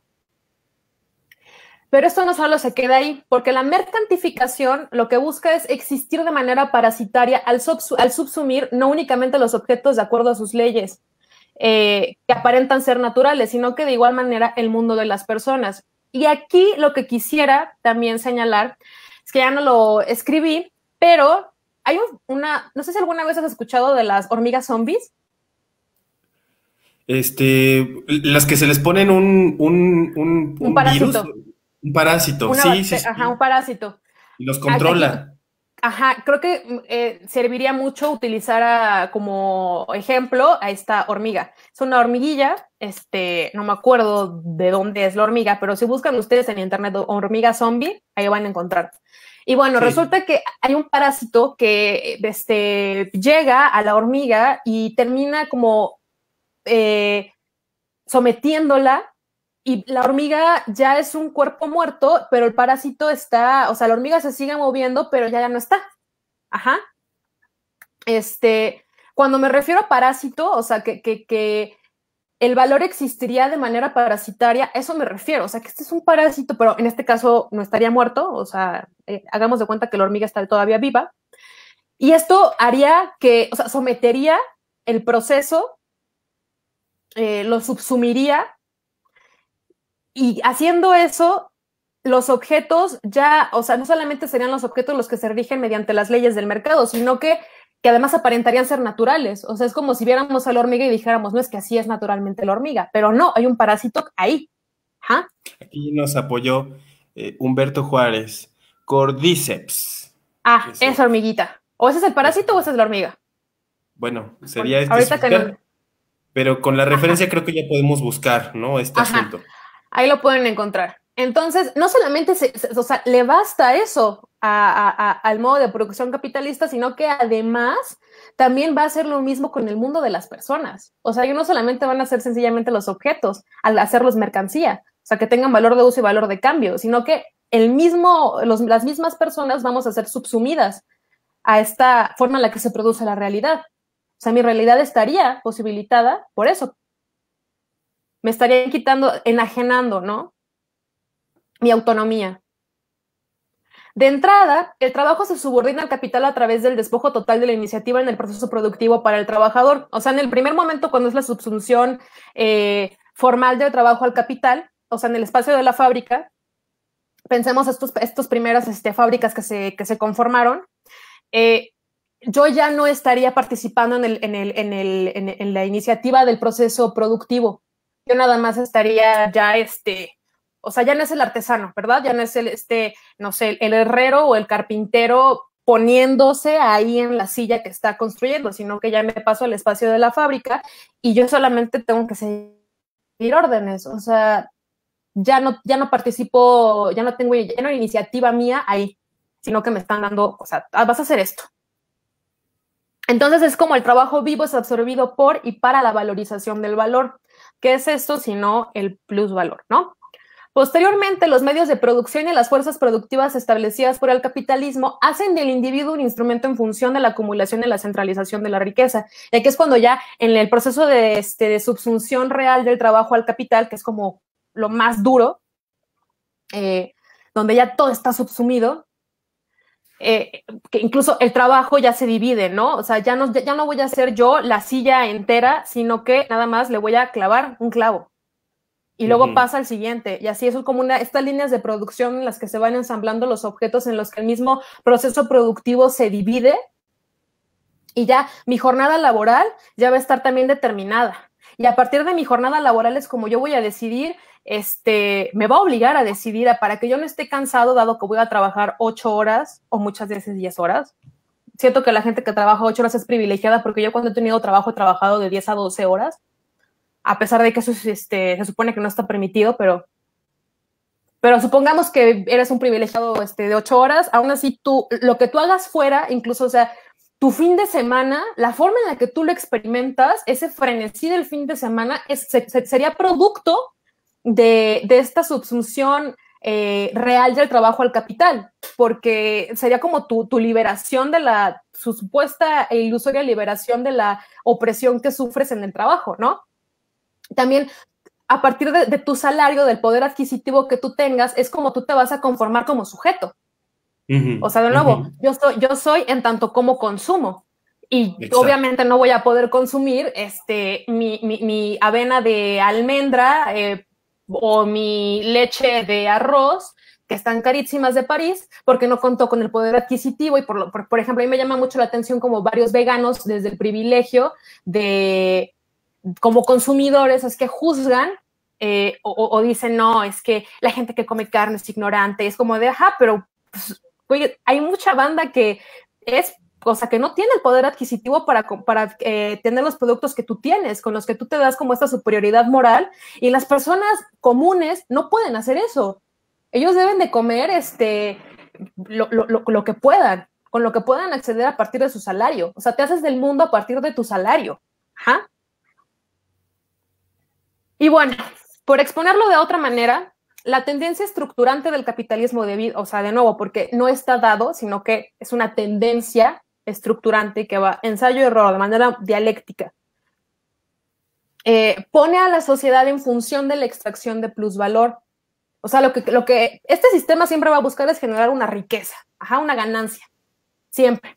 De nada sirve que yo, cuando vendo lo que produje, no haya, o sea, recupere mi ganancia nada más, no, o sea, yo necesito un delta, o sea, un plusvalor de aquello que yo invertí en el momento en el que vendo, ¿verdad? O sea, si no, ¿de qué le serviría al capitalista tener los medios de producción si no puede haber una ganancia? ¿Y cómo se adquiere esa ganancia? Una de las formas más comunes es a partir del trabajo no pagado. No sé si profundizar en esto, si hay dudas, porque esto es un tema bien largo, la cuestión de la extracción de plusvalor, pero voy a tratar de irme. Lo pueden buscar por su cuenta, perdón, pero es que todavía me falta un buen. Pero bueno, ¿no? Estamos ahorita con el problema del plusvalor, me voy a prender otro cigarro. Creo que se va entendiendo. Creo que estas imágenes que hemos incorporado en la charla sirven, ¿no? Tienen la intención de contextualizar y creo que ha funcionado, ¿no? De todos modos, por cualquier cosa, pues están ahí los comentarios y están las referencias para, bueno, buscar en un momento los elementos que no estén. Sí, porque, ahí. Porque eso ya se convertiría en seminario y va a estar muy perro, la verdad. Así que es una charla y lo mantendremos lo más como nice and smooth. Y bueno, ¿no? Tanto el trabajo, o sea, dentro de tu espacio de trabajo, se estaría subordinando al capital como las actividades que realizamos fuera de ellas. Todos los espacios y relaciones sociales se someten al modo de producción porque pasan a existir por y para la producción que asegura su permanencia. O sea, ¿por qué me dan un salario si no es que es para que yo pueda reproducir mi existencia, es para que yo pueda comer, para que pueda tener un hogar? O sea, para eso esa es la función elemental del salario, que a partir de la fuerza de trabajo que yo le estoy vendiendo a mi patrón, yo pueda reproducirme a mí mismo. Y bueno, por ejemplo, en la modernidad capitalista se vive a la merced de un horario laboral y solo me es posible acceder al consumo a través de la mediación del mercado. Puedo consumir, hacerme del mundo con mi salario. Consumo porque tengo salario debido a que, a falta de poseer medios de producción, vendo mi fuerza de trabajo. O sea, yo no puedo ir por el mundo y ver las cosas que necesito y tomarlas. Yo debo de comprarlas. Tengo mucha hambre, me vale madres. Si no tienes, no comes. Ajá. O sea, solamente puedo y tuve, por ejemplo, esto con la cuestión que tú estás ahorita promocionando mucho, que son los huertos urbanos. O sea, que tú tengas tu propio huerto para reproducirte a ti mismo. Eso es un modo de resistencia bien duro. Sí, pero en el caso, es un temazo. Es un temazo. Ya próximamente en Difusión Tlamatilice tendremos ahí un taller de filosofía política alimenticia. Eso está increíble, está hermoso. Pero pues imagínate aquí en el caso de la ciudad, que hasta escasez de agua tenemos. O sea, aquí si no pagas, te van a joder. Y si alguien entra al súper y roba, o sea, la seguridad del lugar te va a hacer lo posible para humillarte. No hay que olvidar cuántas, o sea, tengo el recuerdo de una mujer indígena que una vez entró al súper a robarse unos desodorantes y la cajera la grabó y la humilló de, ay, ratera, o sea, ya no es la cuestión de yo necesito esto, es, ¿tienes salario para poder consumirlo? ¿Tienes dinero para poder acceder a él? O sea, se accede a la vida a través del salario. Ajá, si no te mueres. O a través del robo también, recuerden que pueden robar. Y bueno, ¿no? Hacerme del mundo con mi salario. Entonces, pero si ya lo dije, perdón, es que estoy leyendo. Entonces, jugando con la famosa cita de Descartes, en la modernidad capitalista, si existo no es debido a que pienso, sino es porque produzco plusvalor. Ajá. En la medida en la que yo venda mi fuerza de trabajo y le permita al burgués producir plusvalor, es como está asegurada mi existencia. Así que mi existencia siempre va a estar en riesgo todo el tiempo, porque ya ves que algo que bien característico del mundo en el que vivimos es que todos somos, ¿cuál es la palabra que estoy buscando? Reemplazables. Tú no eres necesario. Todos los humanos nos han vendido que somos reemplazables. O sea, si tú no vas a atornillar esa cosa, voy a conseguir a alguien más porque ya no necesito al gran especialista, al carpintero de oficio, sino que ya nada más necesito a alguien que haga esto, y si no te gusta el salario que te estoy pagando, que es una mierda, te puedes ir, o sea, eres libre de morirte de hambre. Esa es la libertad hoy día. Tienes la libertad de decidir si te mueres de hambre o no. Y qué fuerte, Nicole, porque entonces también esta parte que nos compartes tiene que ver con políticas, vamos a decirlo, políticas que regulan también las cuestiones internas de los individuos, ¿no? Porque como Ujú, estábamos diciendo de que los sentidos de los individuos se configuran a partir de todas estas prácticas en torno al sistema monetario y las relaciones que implica todo este sistema, pues van a regularse necesariamente estas cuestiones internas, ¿no? Entonces, ujú, también en esta parte que hemos venido hablando, que sería muy interesante como retomar, ¿no? Porque nos compete a todos. Es ujú. que se construyen los individuos en base a todos estos ideales, estas figuras, ¿no? Sin embargo, en No solamente en apariencia, base, sino en función, o sea, mientras sea funcional sí, para este modo de existir de la realidad. sí, y es un doble discurso en donde se maneja la idea en la que tú eres indispensable, valioso y único, pero en el fondo no es así, ¿no? No, Es no, muy de nuevo, fuerte. o sea, al final esta individualidad única y especial que nos están como constantemente haciendo que reafirmemos es en tanto consumidor, o sea, como la forma en la que tú te asumes como ser especial es como consumidor. Eso es lo que nos han obligado, a que yo me sienta Así. única en tanto que consuma ciertas cosas, pero al final hay millones de personas que consumen el mismo producto, pero a mí me dicen, no, tú eres especial por esto, por esto, por esto. Pero Sí, no, porque no, además, soy además, a la hora de la hora, a la hora de lo concreto soy desechable, totalmente así es. desechable. La Y bueno, resistencia, no, ¿tú piensas que implicaría también no solamente lo que hemos hablado, sino además buscar políticas internas en torno a la construcción de un ser ontológico trascendental que no parta creo que de vaya cierta por tradición? no creo que vaya por el ser, o sea, no creo que tengamos que ontologizarnos, ¿no? Porque esto es algo bastante dado del pensamiento dominante, o sea, de Ujú, venir ujú, otro ser, sino que desde este sujeto, o sea, sí creo que el sujeto es algo que tenemos que pensar necesariamente, pero no crear un solo sujeto, sino que se permite la ujú. existencia de diversas subjetividades. Para mí eso sería Perfecto. como algo de lo que tendríamos que tirar, o sea, de nuevo, un mundo en el que quepan muchos mundos. Sí, estoy a favor, Nicole. O sea, me parece padrísimo esta cuestión porque parece ser que estas agendas de la diversidad en realidad es una especie de unidiversidad, ¿no? O sea, de unir a esta línea otras formas de ser, ponerles el mismo color. Y cuando nosotros encontramos, por ejemplo, en el mundo de las redes sociales, Uh -huh. vemos que estamos preparados para todo menos para la diversidad, ¿no? Sí, Sí. claro, porque de nuevo, o sea, la diversidad está entendida en términos del consumo, Ujú. de la Qué bueno. mercancía. Está buenísimo. Sí, Al sí, sí. final, ese es el gran problema. Por eso es que aún no podemos alcanzar este gran reino de la diversidad, porque la bandera de la que yo participe me obliga a ser un consumidor de cierto tipo, pero hasta ahí llega. O sea, hasta ahí llega mi subjetividad. O sea, es una subjetividad sujetada a ciertas normas del consumo. Y eso sería como de wow, o sea, Sí, no, sí, sí. como, o sea, Aquí hay un comentario buenísimo. Ajá, de Yetro Reyes. Por eso mismo las diversidades son tan peligrosas para el capitalismo. Sí, son tan peligrosas, pero yo también creo que son por eso mismo delicadas, ¿no? pero se pueden subsumir, así como también se subsumió el proceso de producción del trabajo, también se puede subsumir la cuestión de la diversidad. Por eso hay que Sí, siempre cañón. tener como, hay que sospechar, o sea, hay que, porque a mí me gusta, por ejemplo, mucho el sentido del olfato, porque siento que es el más negado en la historia en el caso de la filosofía, siempre es la visión, ¿no? Y al final, cuando observas, eres un agente pasivo, o sea, estás recibiendo. Pero en el caso del aroma, pues creo que la nariz sospecha. Así que uno tiene que sospechar constantemente de su propio discurso, ¿sí? Y a Ujú. partir de ahí es como no permites que se subsuma al capital la misma cuestión de la diversidad. Y ya sea nada más como te asumes como consumidor la diversidad. Eso no es la diversidad. Es la posibilidad de la multiplicidad de subjetividades y que existan entre ellas. No va a ser Ujú. otra grandota. ¿Ah? Ujú.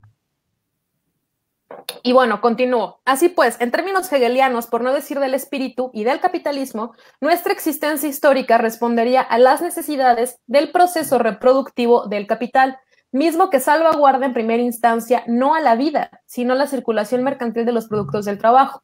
Pensémoslo, ¿no? En el caso de nuevo, creo que el coronavirus nos ha mostrado así las grandes contradicciones y maldades del modo de producción en el que vivimos, cómo es que a la gente, a pesar de la situación, los mismos burgueses obligaron a los trabajadores en muchas empresas a seguir laborando.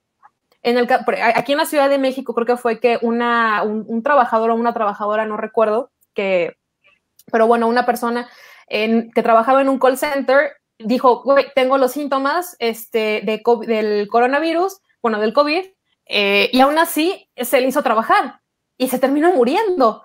O sea, porque me vale madre tu vida, me vale madre eso. O sea, yo lo que quiero es que, si vas a trabajar, si no te corro, no te voy a pagar si no trabajas. Tienes que, el mundo tiene que seguir. Estos trabajadores esenciales fueron la carne de cañón, son la carne de cañón del modo de producción. Nos vale madre si te enfermas o si tu vida está en riesgo, si eres población de riesgo. Tú tienes que seguir trabajando. Ajá. No podemos parar. Incluso siendo un hecho, y aquí es como la esperanza de este panorama tan atroz que estamos describiendo, es preciso hacer caso a la invitación de Bolívar Echeverría en Modernidad y Capitalismo. Esto lo dice en sus 15 tesis sobre la modernidad, donde dice que hay que perderle el respeto a lo fáctico. O sea, esto es un hecho. El panorama que tenemos es desolador, sí, pero no por eso quiere decir que esto sea natural. Porque el mundo en el que vivimos no es el único posible y conocerlo no se limita a solo darlo por hecho. La modernidad no es un proyecto histórico cuyos elementos sean inmanentes a sí mismo, dado que tiene esta tendencia estructurante, no está dado. No es como una ontología pesada, el capitalismo. Y hay que utilizar eso en nuestro beneficio. El mundo está haciendo, pero no está dado. No es un ser cerrado. Necesitamos una concepción de lo real que nos permita hacer preguntas y pensar otros mundos, o de nuevo tomo esta cita de los compañeros zapatistas, uno en el que quepan muchos mundos. Mientras el proceso productivo siga subsumido al capital, la forma social natural correrá con la misma suerte, siendo subsumida por la forma de producción capitalista, su tendencia estructurante, tan terriblemente abstracta y aparentemente independiente. O sea, en el proceso de abstracción, digamos que como una roca que tiene todas estas imperfecciones, cuando la tomas, ¿no? Así, imaginen que están tomando una roca, están caminando en algún lugar y ven estas imperfecciones de la roca que tiene pedazos por aquí, pedazos por allá, que raspa, tiene una textura, que si me hago así me va a lastimar. Y lo que hace el proceso de abstracción es borrar todas esas diferencias y hacer como la piedreidad. O sea, lo que quiere es como este movimiento bastante platónico de abstraer las diferencias de las cosas en el mundo para hacerlos la gran cosa, ¿no? O sea, la piedreidad. O en el caso del trabajo, ya no estoy pensando, cuando pienso en el trabajo abstracto, ya no pienso al obrero sudando en la fábrica, lo que estaba pensando en ese momento, si tenía hambre, sino que en el proceso de abstracción lo que hago es nada más estoy tomando en cuenta las horas, que esa será la magnitud de valor, que es la cantidad de tiempo socialmente necesario para la producción de algo. Que esto es otro tema bastante complicado, pero lo que quiero es que entiendan eso, que lo que hacemos es un proceso de abstracción de las formas, la forma en la que se producen las cosas. O sea, este teléfono, por ejemplo, que estaría medido en valor, que es el tiempo para que se produjera. Yo no estoy pensando aquí en la bandita que lo hizo, en su ser, o sea, en esta vida sudorosa, supurante y olorosa, ¿no? O sea, yo estoy pensando en tiempo de trabajo socialmente necesario. Este horrible monstruo llamado valor será todo menos autónomo, aunque se le denomina al sujeto automático del capital, al valor. Pues la fuente de todo valor es el trabajo, o sea, la actividad humana. Y para eso quiero utilizar, como ejemplo, no sé si ya me imagino que la vieron, pero si no, pueden buscar la escena en internet, de Metrópolis. ¿Tú ya viste Metrópolis? No he visto Metrópolis. Bueno, no es spoiler, porque es pero bueno, hay una escena en la que este es el hijo del gran burgués, ¿no? El dueño de la fábrica, que pues ve a una chica por ahí y la sigue, ¿no? Es una obrera ella. Y la sigue hasta la fábrica porque pues, se enamora o sea, la ve y es como de, oh, Dios mío, wow, qué belleza. Y este chico que vive en Metrópolis o sea, hijo del burgués, no tiene ni idea de lo que pasa dentro de la fábrica.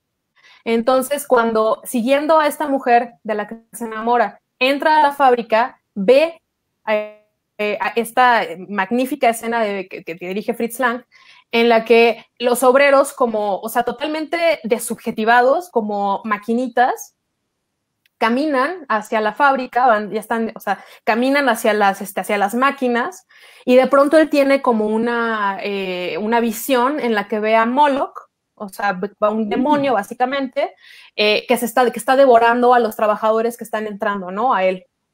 Y bueno, o sea, la interpretación que yo le podría dar a esta escena, porque hay muchas formas en las que se puede interpretar, pero esta es la mía, es que al verlo como un monstruo, lo que se hace muchas veces es creer que es autónomo, que tiene voluntad propia.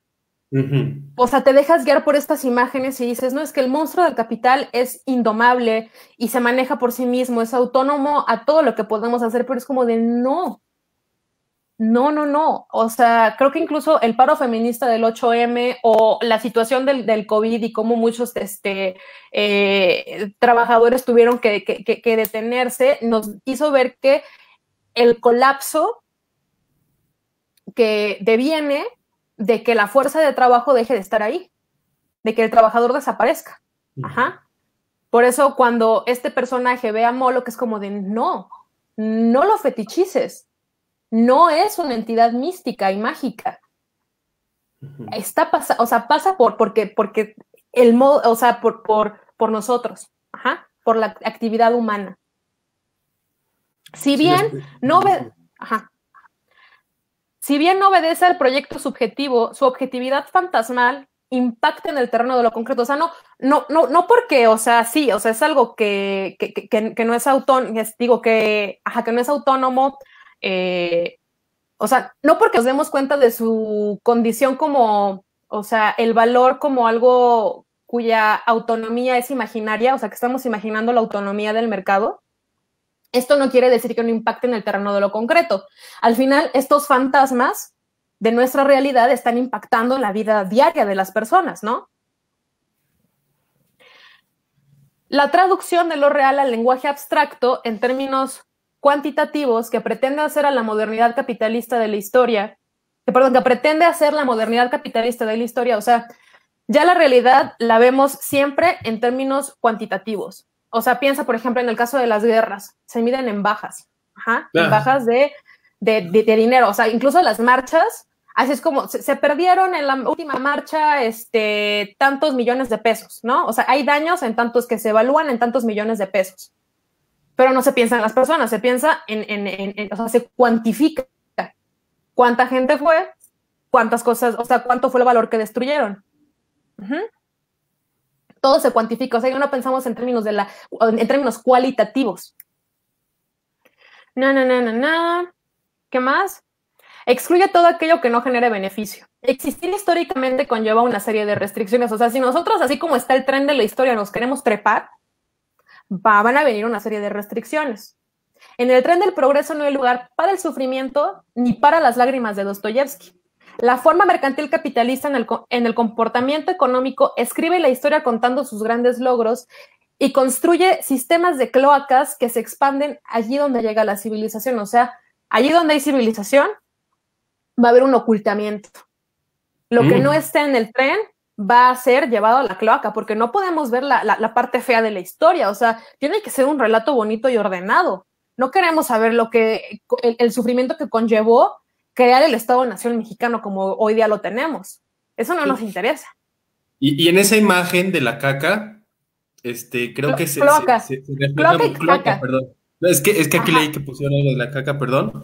De la cloaca, es que también tiene que ver con eso, o sea, también tiene que ver con eso, Nicole, porque, o sea, tú vas al baño, haces lo que tienes que hacer, le jalas y te olvidas completamente. O sea, en este imaginario ahí está. Y tiene que ver con cloacas, tiene que ver con caca, tiene que ver con todo eso. ¿Por qué? Porque son cosas que nosotros no volteamos a ver, que olvidamos, que no nos gustan, pero eso no quita que estén ahí presentes.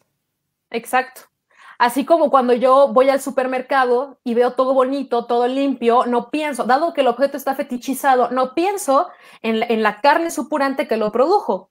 Porque eso porque también eso es un problema, o sea, no hay que sentirnos culpables en el sentido cristiano de, oh, no, he consumido esto, no, o sea, sí, estoy consumiendo, está de la mierda, pero la cosa es desocultar la mierda, sin caer en la culpa cristiana, ajá, sino que desde el darnos cuenta a la acción, ajá, la acción directa, como en el caso, por ejemplo, de tú, que ahora tienes tu huerto. Ahí voy. Sí, sí, Ahí va, sí. ahí va, ahí va. Ahí va. Ya tengo tomates. Ay, qué bueno, dame. Te doy, voy a regalar plantitas. Ay, sí, por favor.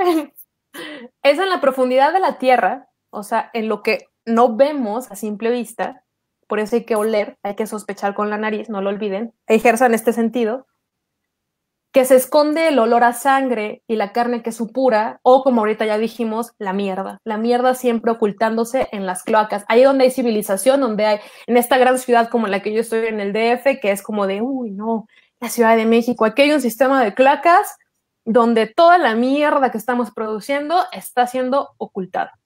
Pero En va a llegar toneladas. un punto en toneladas, pero va a llegar un punto en el que esas cloacas no van a aguantar la cantidad de mierda que estamos tratando de ocultar y van a explotar. Que es lo que está pasando, por ejemplo, en las casas del centro de Cuernavaca, que como están tan viejas y no se han desasolvado, varios amigos que viven por allá en Cuerna han tenido eso de que se les revientan las cloacas. Sí, historias reales. Hemos negado los horrores y nos convencimos de cuantificarlos como fallos en el funcionamiento de la estructura mercantil. O sea, cada que el capitalismo la caga, lo que hace es que frente a esos fallos los cuantifica y dice, pues sí, se perdieron tantas vidas y pues sí, ni modo. Como en el caso, por ejemplo, de las obreras, cuando fue lo del sismo de 2017, en septiembre, no sé si recordarás que hubo una fábrica una maquila que se cayó con varias obreras, que además muchas de ellas eran migrantes. Y básicamente nada más se cuantificó el error porque estaban operando con permisos falsos, de manera bastante sucia y demás, o sea, una explotación laboral ahí, pero eso no le importó al modo de producción ni que fueron o sea, nada más sacaron las cifras y unas ciertas cifras porque habían más. Así que cada que se equivoca, cuantifica, o sea, abstrae. Ajá. Hace un proceso de abstracción. Todo el tiempo está abstrayendo, abstrayendo, abstrayendo. Entonces, estos horrores no serían fallos, o sea, no sería, ay, se equivocó, sino que esto es un hecho, es un subproducto. No puede haber civilización sin desecho. O sea, la basura no es un error del capitalismo, sino que es un subproducto. Los sujetos desechables y negados de la historia son subproducto de esta forma en la que hacemos la realidad. Mientras no sea abierta la cloaca y enfrentemos el sufrimiento silenciado de las generaciones pasadas, el enemigo nunca dejará de vencer. El fétido olor nos convoca, no podemos rehuirle. El problema de la socialidad como intercambio mercantil, o sea, el hecho de que la socialidad se nos reduzca a eso nada más, a un intercambio mercantil, requiere del estudio de la enajenación y el fetichismo para resistir y combatir su destructividad. O sea, mi recomendación aquí sería, pues tenemos que empezar a hacernos de herramientas conceptuales, creo yo. O sea, si tenemos, lo digo en el caso de la academia, ajá, como en mi condición de filósofa, la labor de nosotros, o sea, de ti, de mí, tendría que ser pensar el problema de la enajenación y del fetichismo. Pero esto es porque yo soy una groupie de Marx, así que me tomo la licencia de decir esto. O sea, tenemos que pensar el fetichismo y la enajenación para poder, es una forma de resistir a la destructividad del modo de producción capitalista. ¿Me puedo equivocar? Claro que sí. Hay otras formas, o sea, no digo que ahora todos tengamos que leer a Marx, pero sería increíble si lo hiciéramos. La verdad yo estaría muy contenta, sí, pero si no, o sea, sería muy bueno. O sea, pensar otras formas, ¿no? O sea, no, perderle el respeto a lo fáctico de nuevo.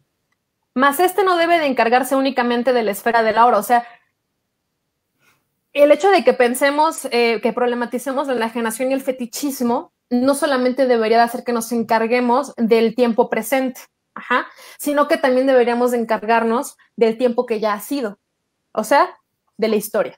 Creo que no podemos pensar otra realidad a no ser que nos hagamos cargo de la cloaca histórica que tenemos atrás de nosotros. No podemos. Tenemos que pensarlo, o sea, nos llama.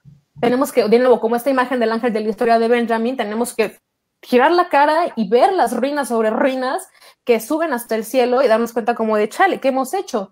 Porque a no ser que nos hagamos cargo de esas voces silenciadas por la historia, o sea, si yo no rectifico ese pasado mío, si no lo redimo, ¿cómo me voy a poder apropiar de él o cómo voy a poder relacionarme con él? No se puede cambiar nada de él, o sea, del pasado. Eso está, o sea, pasado pisado. No puedo cambiarlo.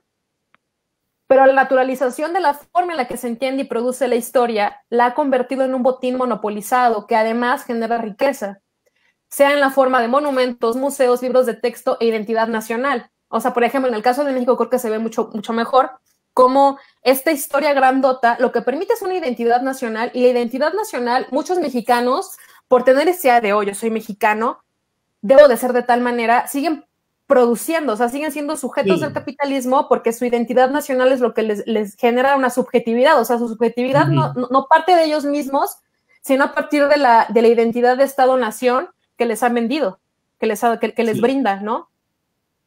Así que también eso es problemático. O sea, al final, los libros de historia estarían generando valor. O sea, esto es algo, no sé, si hay algún marxista escuchando esto, sé que es un atrevimiento decirlo, pero incluso o sea, la misma ideología nacional estaría en función del plusvalor, o sea, estaría generando plusvalor, porque el obrero se sentiría bien yendo a dar el grito o no vayas a generar ninguna manifestación porque eso va en contra de lo mexicano, o no seas violento, o sea, como que eso nos controla mucho la identidad nacional, nos limita, si te la crees.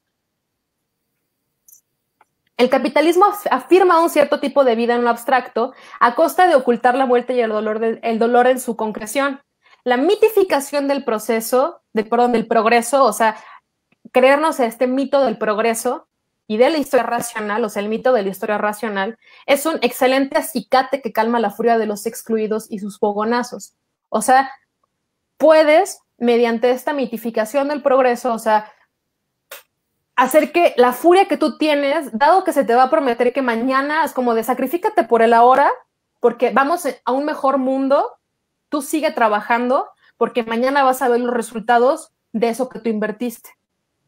Y al final el sujeto puede pasar 10 años, 20 años en esta oficina vendiendo su fuerza de trabajo y nunca alcanzó la tierra prometida, o sea, nunca llegó ese tiempo mesiánico tan esperado. Entonces, eso lo que hizo fue calmarlo, o sea, yo tenía como, o sea, estaba en duda de que esto estuviese bien, la forma en la que produzco mi realidad, o sea, no me siento cómodo, pero dado que tengo esta promesa del progreso, esta promesa de la historia racional, me va a calmar la furia. Y va a hacer que continúe trabajando y que no vaya a la marcha, porque eso es para anarquistas horribles, irracionales, que vandalizan. Yo no quiero ser eso. Yo quiero ser un sujeto racional. ¿Hasta ahora una pregunta? Un sujeto racional en Facebook.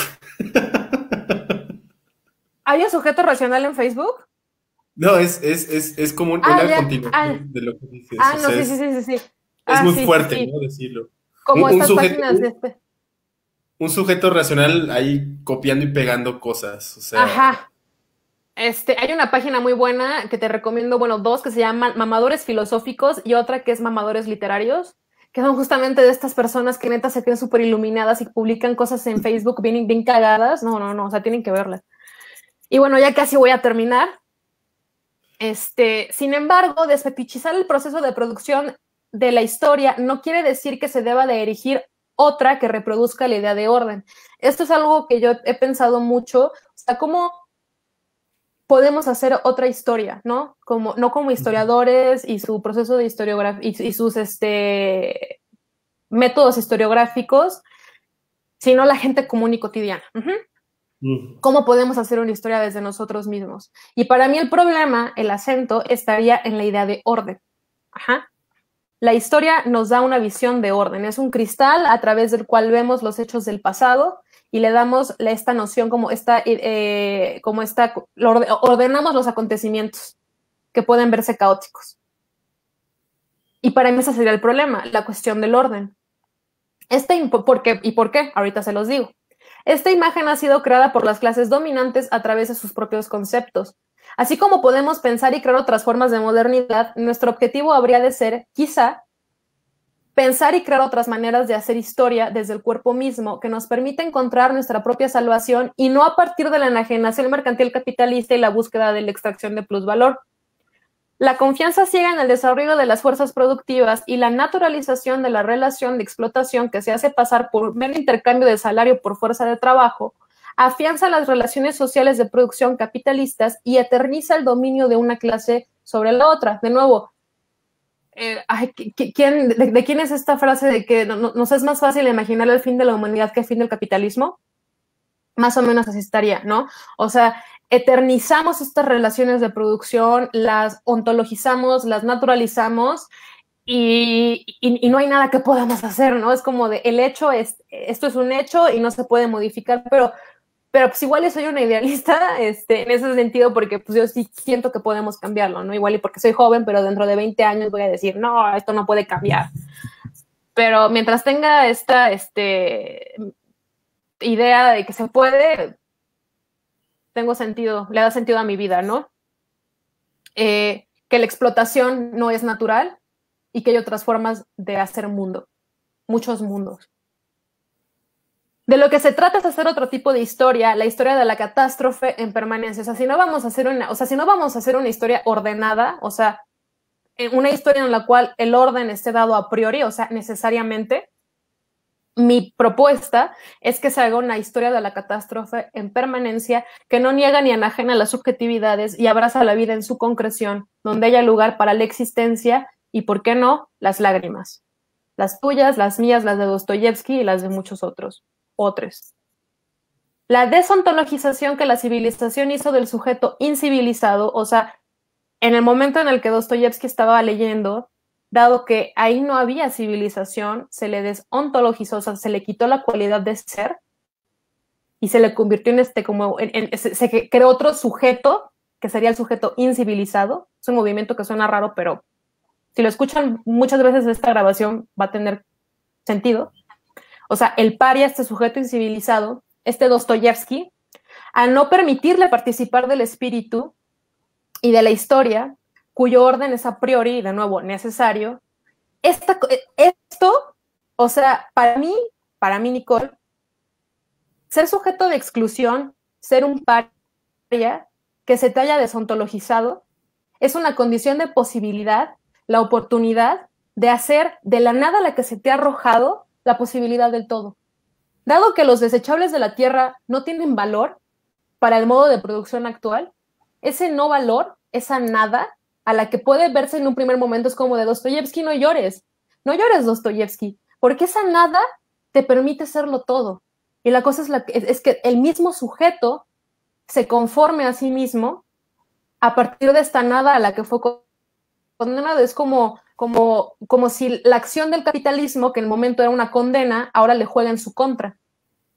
Y ahora, a partir de que me excluiste de tu mundo, de tu progreso, de tu historia universal, dado que yo no participo del espíritu, es como de, yo no quiero esa igualdad. Eso sería un acicate. Yo no me quiero igualar a ti, a este sujeto burgués, sino que yo desde mi periferia me voy a hacer a mí mismo. Yo no quiero un centro. Me asumo como periférico y desde ahí, desde mi nada, es mi posibilidad de hacer todo, de hacerme a mí mismo. Esa sería como una de mis reflexiones finales y ya termino ahora mismo. En resumen, mi propuesta consiste en problematizar y, si se da el caso, mostrar a partir de la tesis de Lukács si la producción de la historia en Occidente no es más que la narración de una no existencia en la que el modo de producción capitalista administra y organiza lo enajenado. O sea, la historia, la forma en la que se nos cuenta, es básicamente una organización donde se administra y organiza lo, bueno, ya repetí organizar, pero donde se administra lo enajenado. O sea, aquello que nos quitaron, esa no existencia, eso sería la narración de la historia universal. O sea, se estaría narrando una no existencia que organizaría lo que se nos quitó.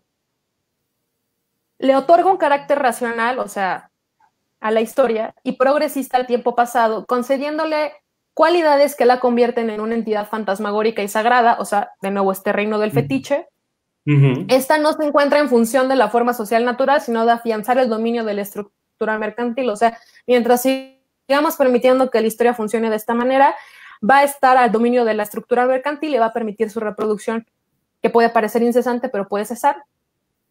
Los muertos y nosotros no estamos a salvo mientras permanezca su reinado sobre la vida. Y ya, ahí termino de hablar. No sé si haya preguntas. ¡Lo Vamos con las logramos! preguntas. Muy bueno, ¿eh? Estuvo buenísimo. Vamos con las preguntas, ¿va? A ver, bueno, aquí hay un comentario de Diego Atl. Dice, estamos desconectados del origen. La elección de la demencia es una alternativa en el capitalismo. Facilita el consumo, lamentablemente.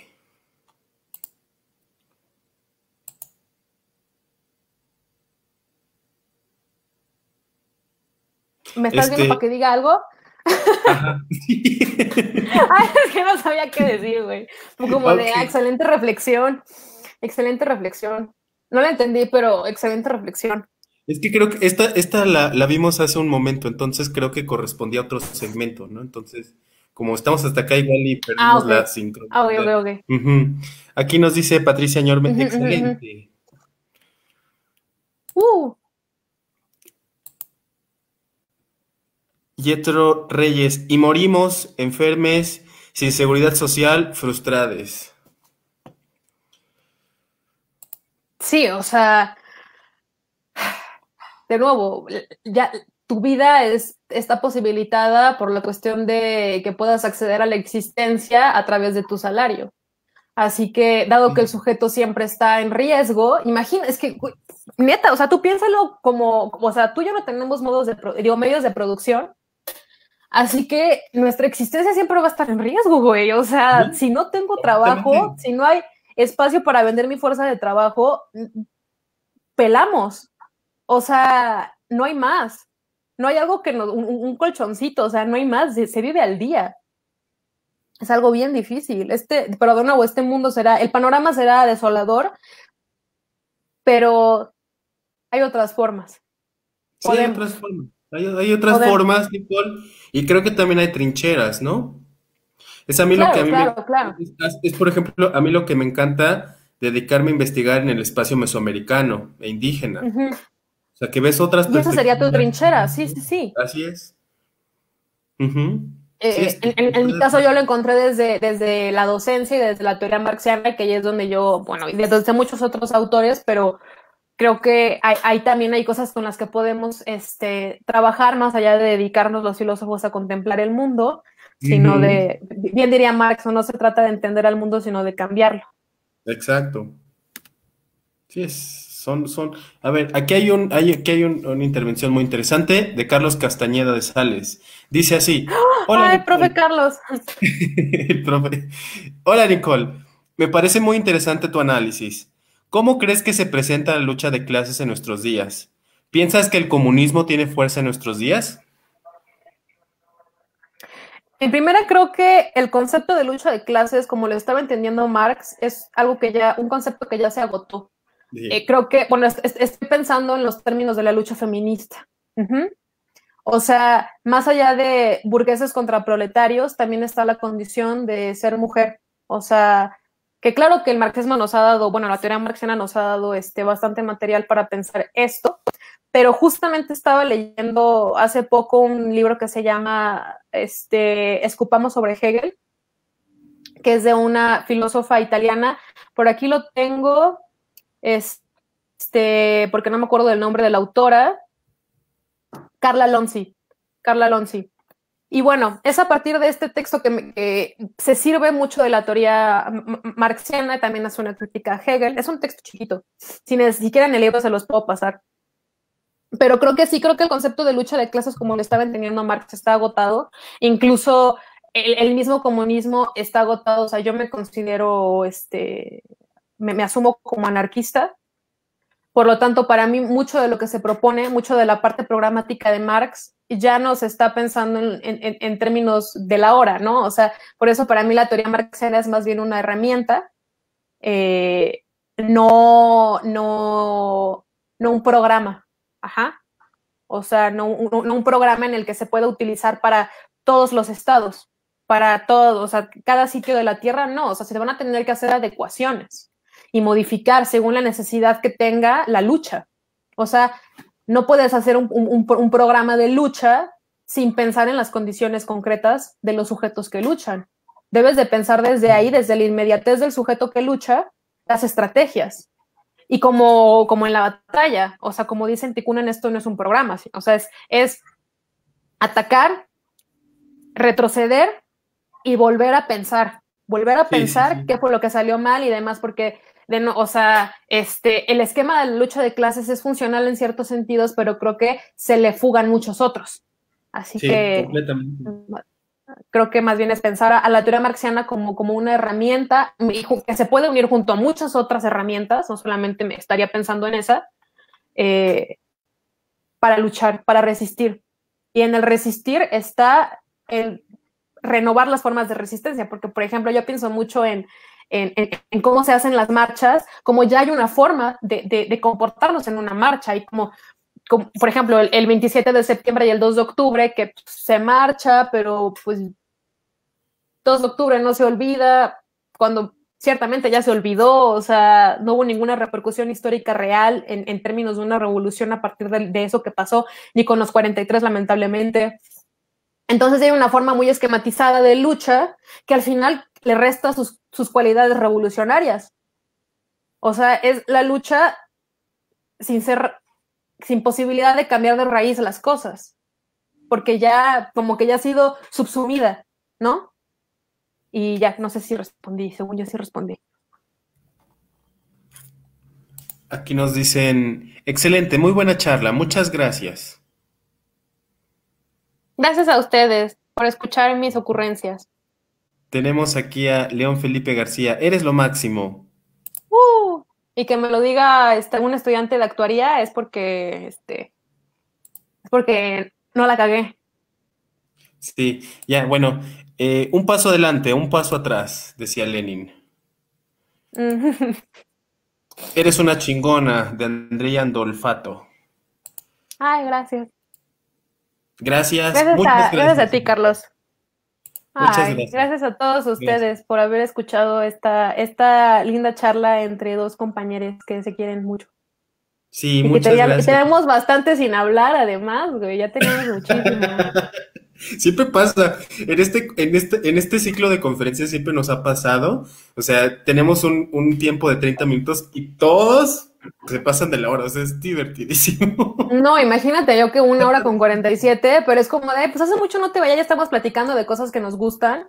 O Sí, sea, si tú dejas a dos filósofos platicando, pues, o sea, esto, además nos podríamos seguir, pero pues quiero hacer pipí, sí, así que así es. mi cuestión concreta, o sea, mi existencia concreta me está llamando al baño, así que no podemos Ujú. continuar Después eternamente vamos aquí. a armar ahí un seminario, ya próximamente armaremos ahí un seminario, a ver qué Mm. onda.